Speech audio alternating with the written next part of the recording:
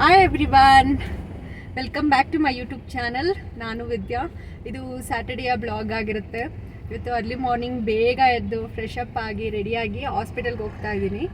ಇವತ್ತು ಎರಡು ವಿಷಯ ಇದೆ. ಒಂದೇನೆಂದರೆ ಇವತ್ತು ಸ್ಯಾಟರ್ಡೇ ಆಗಿರೋದ್ರಿಂದ ಯಾವುದೇ ವರ್ಕ್ ಪ್ರೆಷರ್ ಇಲ್ಲ, ಆರಾಮಾಗಿ ನೆಮ್ಮದಿಯಾಗಿ ಹಾಸ್ಪಿಟಲ್ಗೆ ಹೋಗ್ತಾ ಇದ್ದೀನಿ. ಯಾವುದೇ ಮೀಟಿಂಗ್ ಆಗಲಿ ಏನೂ ಇಲ್ಲ, ಇವತ್ತು ಫುಲ್ಲು ಫ್ರೀಯಾಗಿ ಹೋಗ್ತಿದ್ದೀನಿ.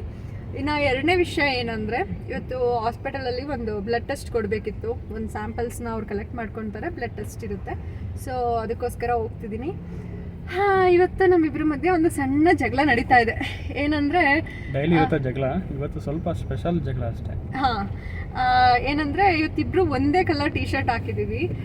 ಬಟ್ ಇಬ್ರಿಗೂ ಗೊತ್ತಿರಲಿಲ್ಲ ಸೇಮ್ ಕಲರ್ ಟಿ ಶರ್ಟ್ ಹಾಕ್ಕೊಂಡಿದ್ದೀವಿ ಅಂತ. ನಾನು ಸಡನ್ನಾಗಿ ಅಬ್ಸರ್ವ್ ಮಾಡಿ ಕೇಳಿದೆ, ಯಾಕೆ ನೀವು ನನ್ನ ಥರನೇ ಕಲರ್ ಡ್ರೆಸ್ ಹಾಕಿದ್ದೀರಾ ಅಂತ.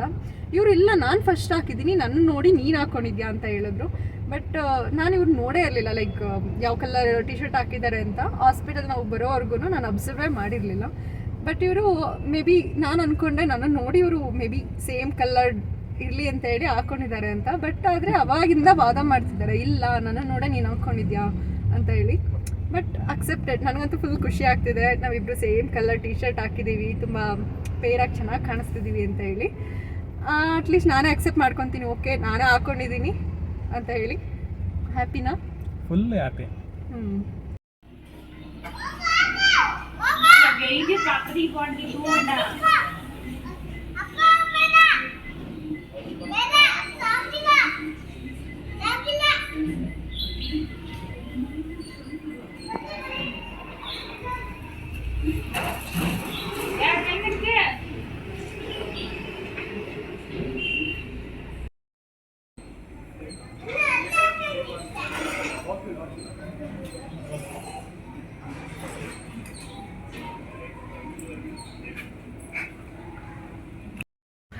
ಇವತ್ತು ಸ್ಯಾಟರ್ಡೇ ಆಗಿರೋದ್ರಿಂದ ತುಂಬ ಪೇಷಂಟ್ಸ್ ಎಲ್ಲ ಇರೋದ್ರಿಂದ ಪಾರ್ಕಿಂಗ್ ಸ್ಪೇಸ್ ಎಲ್ಲ ಫಿಲ್ ಆಗೋಗಿದೆ. ಇವತ್ತು ಯಾವುದೇ ಸ್ಪೇಸ್ ಇಲ್ಲ, ಎಲ್ಲಾದರೂ ಹೊರಗಡೆ ಹಾಕಿ ಅಂತ ಹೇಳ್ತಿದ್ದಾರೆ.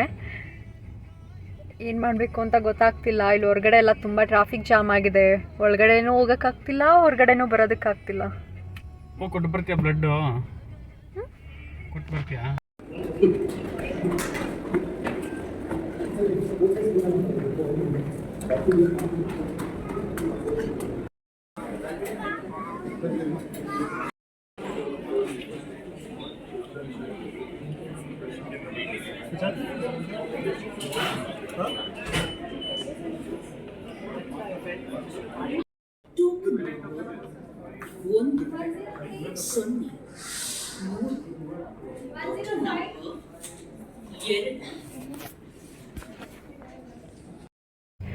ಫೈನಲಿ ಬ್ಲಡ್ ಟೆಸ್ಟ್ ಕೊಟ್ಟೆ.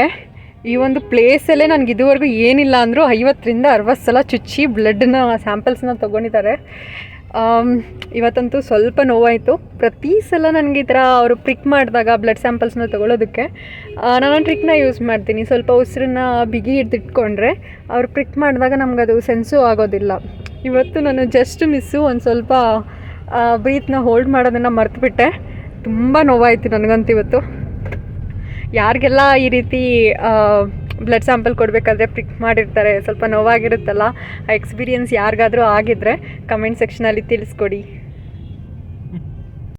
ಹಾಸ್ಪಿಟಲಿಂದ ಬಂದು ಸ್ವಲ್ಪ ರೆಸ್ಟ್ ಮಾಡಿ ಈವ್ನಿಂಗ್ ಸ್ನ್ಯಾಕ್ಸ್ಗೆ ಪಪಾಯ ತಿಂದುಬಿಟ್ಟು ಎಲ್ಲಾದರೂ ಹೊರಗಡೆ ಹೋಗೋಣ ಅಂತ ಪ್ಲ್ಯಾನ್ ಮಾಡ್ತಾಯಿದ್ವಿ.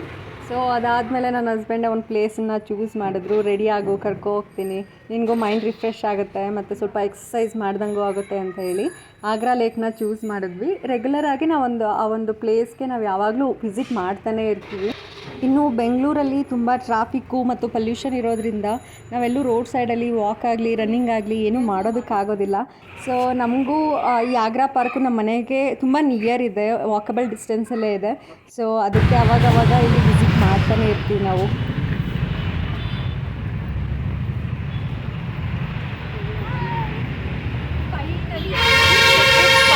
ಆಗ್ರಾ ಲೇಕಿಗೆ ಬಂದಿದ್ದೀನಿ. ತುಂಬ ದಿವಸ ಆದಮೇಲೆ ನಾನು ಈ ಪ್ಲೇಸಿಗೆ ಬರ್ತಾ ಇದ್ದೀನಿ. ಬನ್ನಿ ಇವತ್ತು.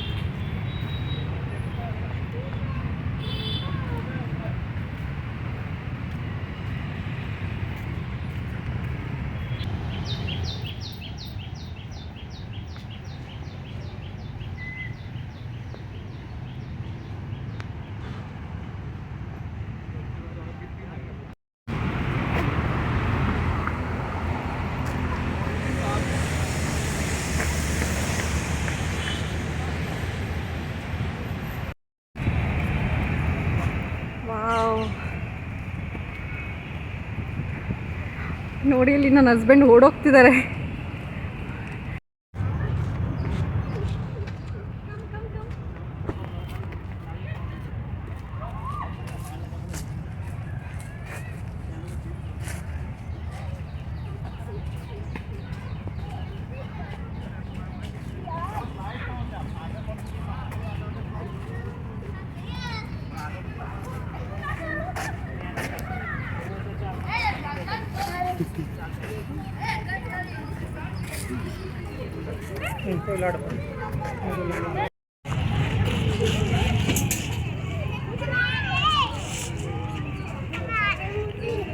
अरे तुम नेता तो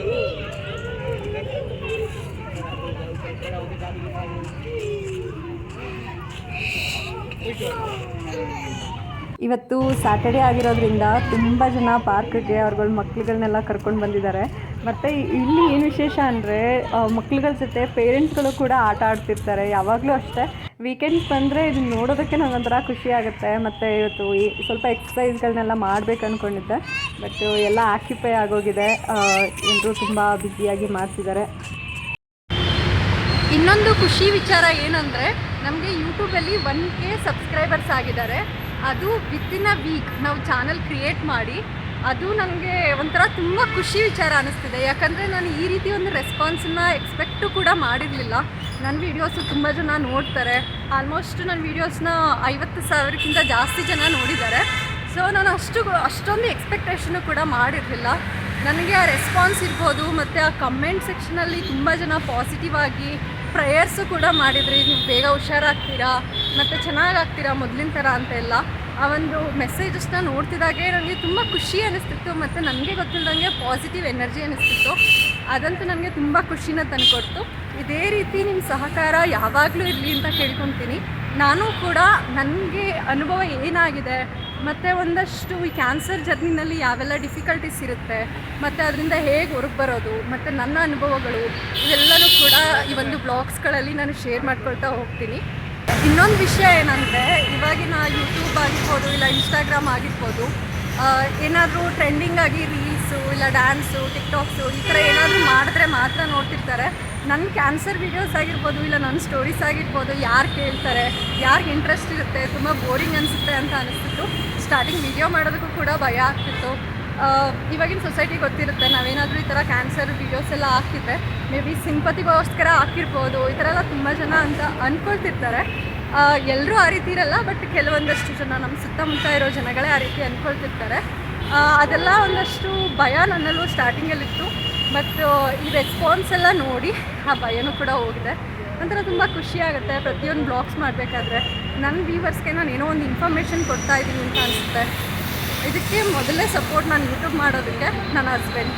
ಫಸ್ಟು ನಂದು ಸಪೋರ್ಟ್ ಇರಲಿಲ್ಲ. ನಿನ್ನ ಕ್ಯಾನ್ಸರ್ ಸ್ಟೋರಿ ಎಲ್ಲ ಯಾರು ಕೇಳ್ತಾರೆ, ಯಾರು ನೋಡ್ತಾರೆ, ಮತ್ತು ಯಾರು ಇದನ್ನು ಲೈಕ್ ಮಾಡಲ್ಲ, ಇವಾಗೆಲ್ಲ ಟ್ರೆಂಡೇ ಬೇರೆ ಇದೆ ಅಂತ ತುಂಬ ಹೇಳ್ತಿದೆ. ಬಟ್ ಆದರೂ ಜಲ ಬಿಡದೆ ಹಠ ಮಾಡಿದ್ಲು. ರಿಸ್ಕ್ ತುಂಬ ರಿಸ್ಕ್ ತೊಗೊಂಡು ಮಾಡಿದ್ಲು. ಫಸ್ಟು ವೀಡಿಯೋ ಮಾಡಿದಾಗ 2 ಡೇಸ್ ಅವಳಿಗೆ ಜ್ವರನೇ ಬಂದುಬಿಟ್ಟಿತ್ತು. ಸೊ ಅದು ತುಂಬ ಮಾತಾಡ್ತಿದ್ದೆ. ಆಲ್ಮೋಸ್ಟ್ ಅದು 30 ಮಿನಿಟ್ಸ್ ವೀಡಿಯೋ ಆಗಿತ್ತು. ಅದನ್ನು ಮಾತಾಡಬೇಕಾದ್ರೆ ನನಗೆ ತುಂಬ ನಡುಕ್ತಿದ್ಲು. ಆ ವಿಡಿಯೋದಲ್ಲಿ ತುಂಬ ಅದನ್ನು ಎಕ್ಸ್ಪ್ಲೈನ್ ಮಾಡಬೇಕಾದ್ರೆ ತುಂಬ ಹೆದರುತ್ತಿದ್ಲು. ಅದನ್ನು ನೋಡಿ ನಾನು ಬೇಡ ಅಂತಲೂ ತುಂಬ ಹೇಳಿದೆ. ಬಟ್ ಅದೇ ವಿಡಿಯೋದಿಂದ ಇವಳಿಗೆ 1,000 ಸಬ್ಸ್ಕ್ರೈಬರ್ ಬಂದಿದ್ದಾರೆ. ಸೊ ಅದಂತೂ ತುಂಬ ಖುಷಿ ಆಗ್ತಿದೆ. ಅಷ್ಟು ರಿಸ್ಕ್ ತೊಗೊಂಡು ಮಾಡಿದ್ದಕ್ಕೂ ಸಾರ್ಥಕ ಆಯಿತು ಅಂತ ಇವತ್ತು ಅನಿಸ್ತಿದೆ. ತುಂಬಾ ಖುಷಿ ಆಗ್ತಿದೆ ನನಗಂತೂ. Thank you so much.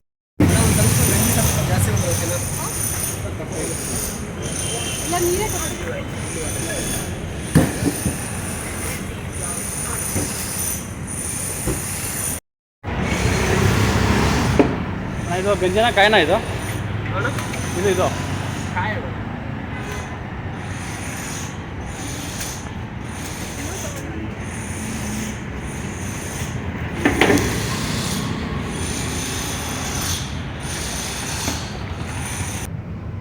ವಿದ್ಯಾ, ಇದನ್ನು ನೀನು ರಿಮೂವ್ನೇ ಮಾಡಿಲ್ವಲ್ಲೇ? ಬ್ಲಡ್ ಸ್ಯಾಂಪಲ್ ಕೊಟ್ಟಲ್ಲ, ಅದನ್ನು ರಿಮೂವ್ ಮಾಡ್ಬೇಕು ತಾನೆ? ರಿಮೂವ್ ಮಾಡು.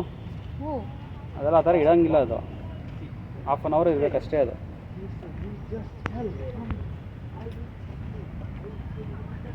ಎಷ್ಟು ಕೊಟ್ಟಿದೆಯಾ ಇದರಿಂದ ಬ್ಲಡ್ಡು?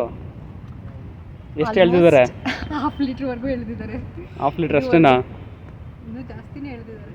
ಎವ್ರಿ ಟೈಮ್ 3-4 ಸ್ಯಾಂಪಲ್ಸ್ ತೊಗೊತಾರೆ. ಇನ್ನೂ ಜಾಸ್ತಿನೇ ಆಗಿರುತ್ತೆ.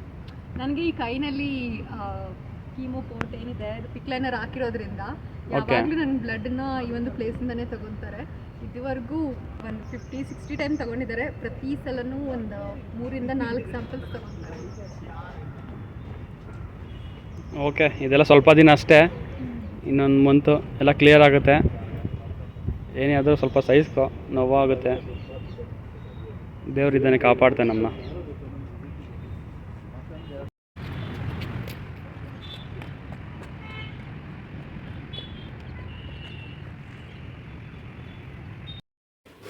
ಏನು ಮಾಡ್ತಿದ್ಯಾ ವಿದ್ಯಾ? ಏನು ಮಾಡ್ತಿದ್ಯಾ? ಮಶ್ರೂಮ್ ಪಲಾವ್ ಮಾಡ್ತಾ ಇದ್ದೀನಿ. ಹೇಗೆ ಮಾಡ್ತಿದ್ಯಾ? ಇವತ್ತು ಮಶ್ರೂಮ್ ಪಲಾವ್ ಮಾಡೋದಕ್ಕೆ ಮಶ್ರೂಮು ಮತ್ತು ಬಟಾಣಿನ ತೊಗೊಂಡಿದ್ದೀನಿ. ಬಟಾಣಿ ಇವತ್ತು ಪ್ರೋಟೀನ್ ಇರಲಿ ಅಂತ ಸಿಂಪಲಾಗಿ ಮಾಡ್ತಾ ಇದ್ದೀನಿ. ಜಸ್ಟ್ ಇವತ್ತು ನೈಟ್ ಊಟಕ್ಕೋಸ್ಕರ ಮಾಡ್ತಿದ್ದೀನಿ. ಮತ್ತು ನಾನು ಕಂಪಲ್ಸರಿಯಾಗಿ ಶುಂಠಿ ಬೆಳ್ಳುಳ್ಳಿನ ಯೂಸ್ ಮಾಡ್ತಾ ಇದ್ದೀನಿ. ನನಗಿರೋವಂಥ ಕ್ಯಾನ್ಸರು ಇಮ್ಯುನಿಟಿ ರಿಲೇಟೆಡ್ ಆಗಿರೋದ್ರಿಂದ ಇಮ್ಯುನಿಟಿ ಬೂಸ್ಟ್ ಆಗೋ ರೀತಿ ಫುಡ್ಗಳನ್ನ ನಾನು ತೊಗೋಬೇಕಾಗಿರುತ್ತೆ. ಅದಕ್ಕೆ ನಾನು ಕಂಪಲ್ಸರಿಯಾಗಿ ಹೋಮ್ ಮೇಡ್ ಶುಂಠಿ ಬೆಳ್ಳುಳ್ಳಿ ಪೇಸ್ಟನ್ನ ಯಾವಾಗಲೂ ಯೂಸ್ ಮಾಡ್ತೀನಿ, ಯಾವುದೇ ಫುಡ್ ಪ್ರಿಪೇರ್ ಮಾಡಿದ್ರೂ. ಇದರಲ್ಲಿ ಅತಿ ಹೆಚ್ಚು ಆಂಟಿ ಆಕ್ಸಿಡೆಂಟ್ಸ್ ಇರೋದ್ರಿಂದ ನಮ್ಮ ಇಮ್ಯೂನ್ ಸಿಸ್ಟಮ್ನ ಬೂಸ್ಟ್ ಮಾಡುತ್ತೆ. ಮತ್ತು ನಮ್ಮ ಬಾಡಿನಲ್ಲಿ ಯಾವುದೇ ರೀತಿ ಟ್ಯೂಮರ್ ಫಾರ್ಮ್ ಆಗದೆ ಇರೋ ರೀತಿ ಇರೋ ಶುಂಠಿ ಬೆಳ್ಳುಳ್ಳಿ ಇದು ನೋಡ್ಕೊಳ್ಳುತ್ತೆ. ಈಗಾಗಲೇ ನಾನು ಕೀಮೋ ತೊಗೊಂಡು 5 ಡೇಸ್ ಆಗಿದೆ.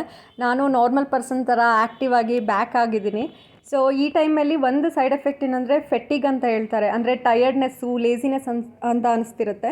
ಸೊ ಡಾಕ್ಟರ್ ನನಗೆ ಸಜೆಸ್ಟ್ ಮಾಡಿರೋದು ಏನಂದರೆ ನಿಮ್ಮನ್ನು ನೀವು ತುಂಬ ಆ್ಯಕ್ಟಿವ್ ಆಗಿ ಇಟ್ಕೊಳ್ಳೋದಕ್ಕೆ ಟ್ರೈ ಮಾಡಬೇಕು. ಏನಾದರೂ ಸ್ವಲ್ಪ ಮನೇಲಿ ಕೆಲಸ ಇರ್ಬೋದು, ಇಲ್ಲ ಏನಾದರೂ ಕಂಪ್ನಿ ವರ್ಕ್ ಇದ್ದರೆ ಅದನ್ನು ಮಾಡಿ, ಮತ್ತು ಸ್ವಲ್ಪ ಕುಕ್ಕಿಂಗಲ್ಲೂ ಕೂಡ ನಿಮ್ಮನ್ನು ನೀವು ತೊಡಗಿಸ್ಕೊಳ್ಳಿ. ಇಲ್ಲ ನಿಮಗೆ ಏನಾದರೂ ಒಂದಷ್ಟು ಹಾಬೀಸ್ ಏನೇನಿರುತ್ತೆ ಅದ್ರ ಜೊತೆ ತೊಡಗಿಸ್ಕೊಂಡ್ರೆ ಈ ಒಂದು ಫೆಟ್ಟಿಗ್ ಏನಿರುತ್ತೆ ಇದರಿಂದ ಹೊರಗಡೆ ಬರ್ಬೋದು ಅಂತ ಹೇಳಿದ್ದಾರೆ. ಸೊ ನಾನು ಕೂಡ ಅದೇ ರೀತಿ ಸ್ವಲ್ಪ ಕುಕ್ಕಿಂಗು, ಕಂಪ್ನಿ ವರ್ಕು ಇದನ್ನೆಲ್ಲ ಮಾಡಿಕೊಂಡು ಈ ಒಂದು ಸೈಡ್ ಎಫೆಕ್ಟ್ನ ಮ್ಯಾನೇಜ್ ಮಾಡ್ತಿದ್ದೀನಿ. ಇದಿಷ್ಟು ಇವತ್ತಿನ ಒಂದು ವಿಡಿಯೋ ಆಗಿರುತ್ತದೆ. ಇನ್ನೂ ಹೆಚ್ಚಿನ ವಿಡಿಯೋಗಳಿಗಾಗಿ ನನ್ನ ಒಂದು ಚಾನಲನ್ನು ಲೈಕ್ ಮತ್ತು ಸಬ್ಸ್ಕ್ರೈಬ್ ಮಾಡಿ. ಧನ್ಯವಾದಗಳು.